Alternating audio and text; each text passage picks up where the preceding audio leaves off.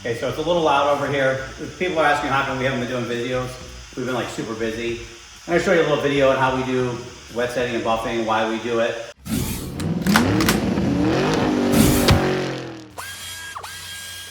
The way we do it isn't the same as you're gonna do on your new car. We put more material on here. We're using a softer paint. Paints that we use are made to flow out a little better. They do need to breathe a little more.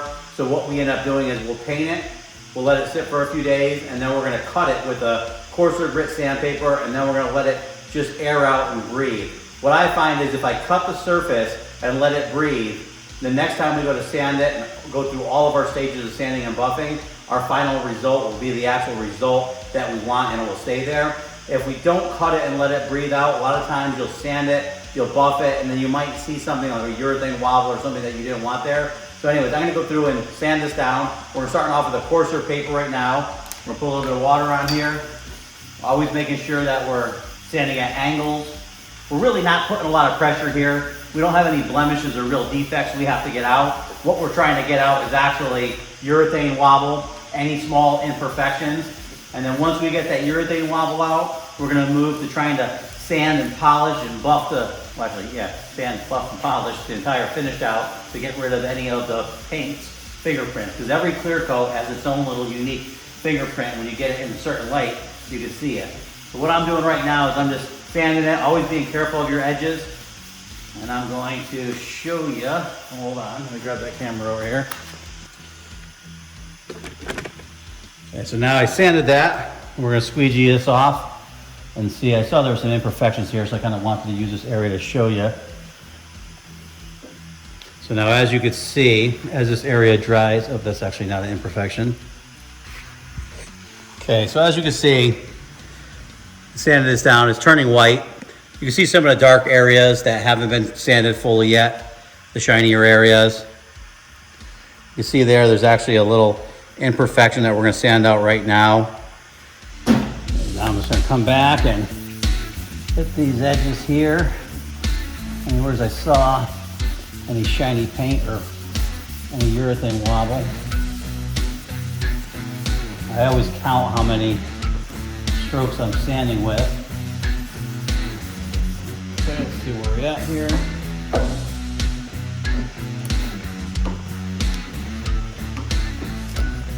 And now you can see all those areas that were dark are now all evenly sanded with the same grit paper. Okay, so now what I'm gonna do is I'm gonna sand all these doors down with this, I'm actually cutting it with 800 grit paper, which is very coarse for your final clear coat. And we don't really recommend it for other people to do. The reason we do it is because with the block, we can cut down any of the urethane wobble that we have, and it cuts down really quickly. And now we're gonna let it, once we do this, we'll just let it air out for a few days. Then we're gonna come back and hit it with 1,000, 15, 2,000, 3,000, 5,000, and then start buffing and polishing. Okay, so here's an area that I found a few small blemishes. I wanted to show you how you take them out. What I do is I always get my paper wet, always at an angle, and I count how many times I could see it through the water. See it till it's gone, I counted. And then what I'll do is I'm gonna squeegee it off. And I do this until I don't see it. Okay, so I don't see that one. So now, even though I don't see it, I know it's probably still there. So I'm gonna go back and do the same number of times in the same area. I'm gonna do this area too while I'm over here. And you're listening, you always wanna listen, because when you're sanding out debris, you might get a little grit. And if you hear that grit, you stop instantly, clean everything off, because that's scratching the surface, and you do not want that. Okay, so now let's clean this off. I'm gonna see. Okay, so the piece I was working on is gone. This piece is still here, and one that I missed is over here. I'm gonna take care of those now. Same thing, we're gonna sand it till it's gone. I don't see it through the wet paper.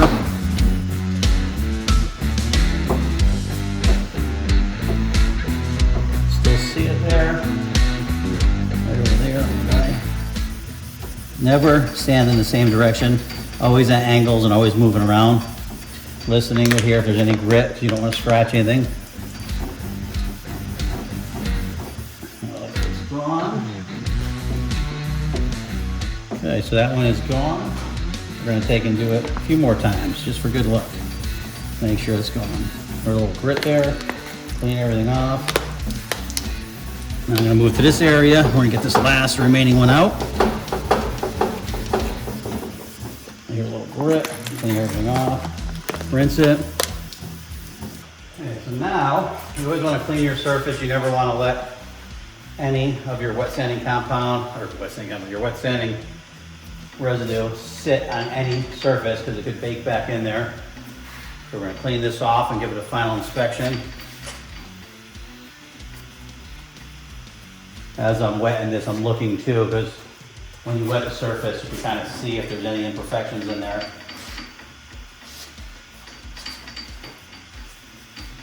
Now, as this is drying, I'm really looking for any imperfections that I might have missed, any dark spots. Obviously, this is still drying, and I don't see anything. Obviously, I'm not going to go and sand inside the lock mechanisms. I feel if your paint job is that bad that you have to wet sand and buff inside there, you're probably got a problem bigger than this.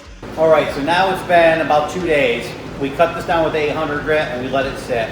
I want to remind you, never do this on your late model car. We actually always make sure we have enough paint. Because I painted this, I know exactly what's on here. This car in particular, we did the base coat, then I put 3 coats of clear coat on it. We sanded it down. Then we put our artwork on here. Then we put 3 coats of clear coat on that, sanded that down so we don't feel an edge. Then we put 3 more coats on it, and now we're gonna sand and buff it. So I put the 800 grit on there to let the paint actually breathe and really air out, and it kind of locks up a little better. This way, when we sand it, it has less chance of shrinking. So now I'm gonna go through, I'm gonna hit this with 1000 grit, and what I'm gonna try to do is sand against all the scratches I put in before. So if I have them going this way, I'm gonna sand this way, and it'll cut it a little bit. So now let's get the sanding again.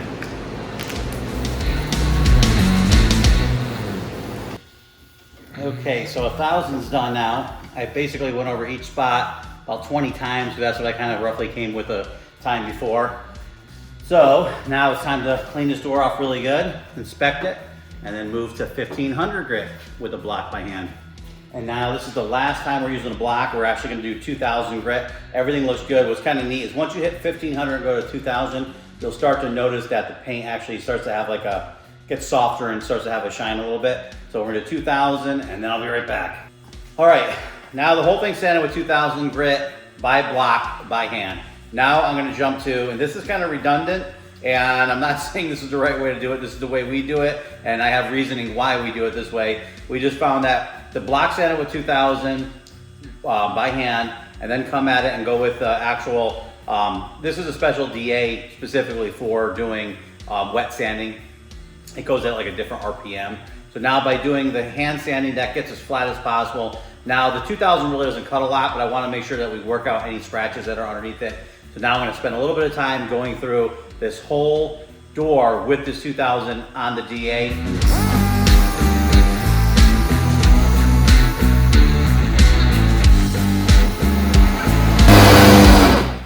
That finishes up the 2000 on the DA. Now we're gonna start cleaning it off. You could feel it. Once you hit that DA, you can feel how smooth it starts to get. And also as it dries, I want you to see this, start to get a really nice uniform shine or dullness with a shine across it.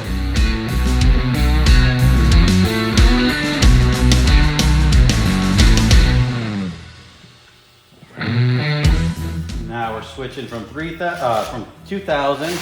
We're gonna jump to 3000, and we're gonna spend a little time with the 3000 to try to get rid of all of the 2000 grit scratches. One thing when you're wet sanding, everybody forgets to pay attention to sanding around the edges. And it's really important because when you go to buff it, if those areas are not sanded really smooth, then you're gonna have sand scratches that are gonna be a nightmare to try to buff out. So we wanna try to make sure we evenly sand everything on here and it looks really good.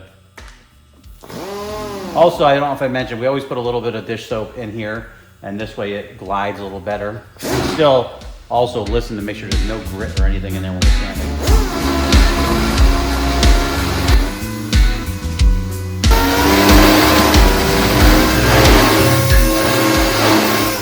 Okay, so that wraps up the 3000 grit. We're gonna be doing 5000 next, but I wanna show you the difference in smooth. Actually, let me bring it in here so you can see.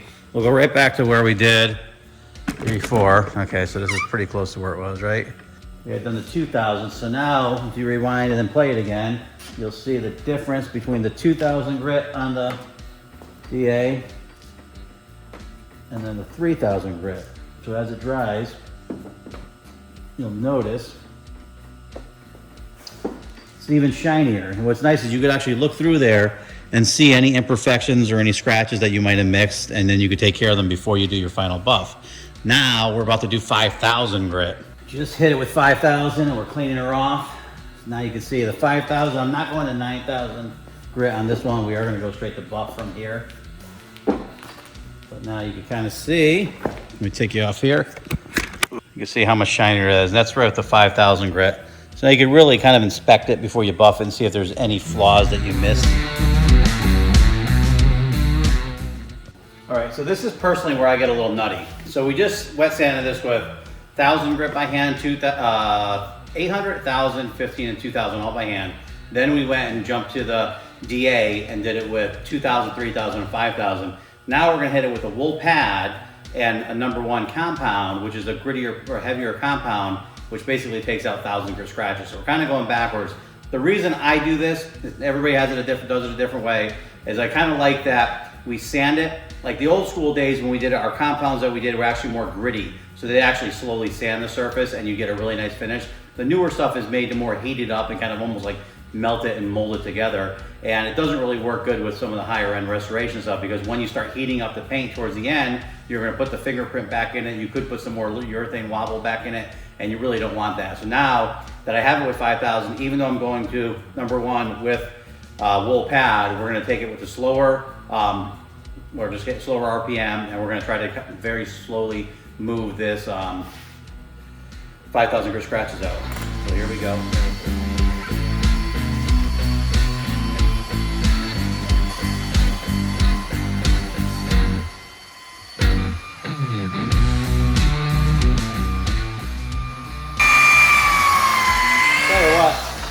For our #1 compound with the wool pad, I'm very happy with this finish. I'm gonna clean it all off and show you. Okay, so here's #1. You can still see there's like hazy, because the wool pad is gonna put some hazy marks into it because it's very coarse. Now we're gonna go to #1 compound again, but we're gonna use a foam pad this time.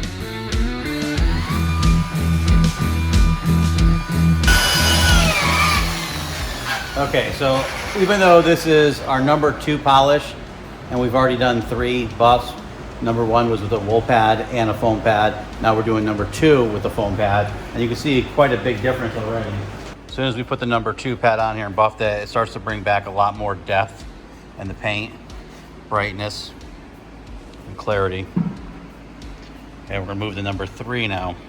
Okay, so now we just hit it with the 3rd step, 4th buff, and we're about to move to a random orbital. I'm going to show you. Just want to clean it off and make sure there's no compound from the step before on here. So this is what it looks like on the 3rd buff before we move to the orbital. I don't know if you can see that.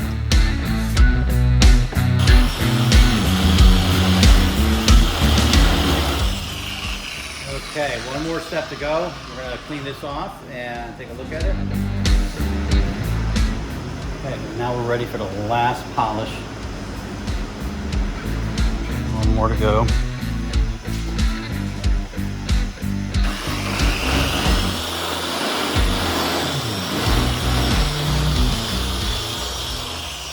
Okay, that's it for now. We're gonna clean this off.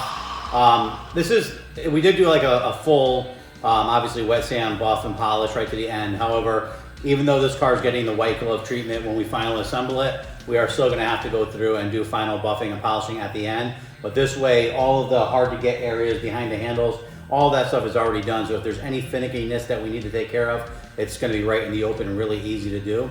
So let's clean it and show you what it looks like. All right, so here's the final product for now. I don't know if you could see, it's kind of hard. It's a darker red, so it's not as reflective.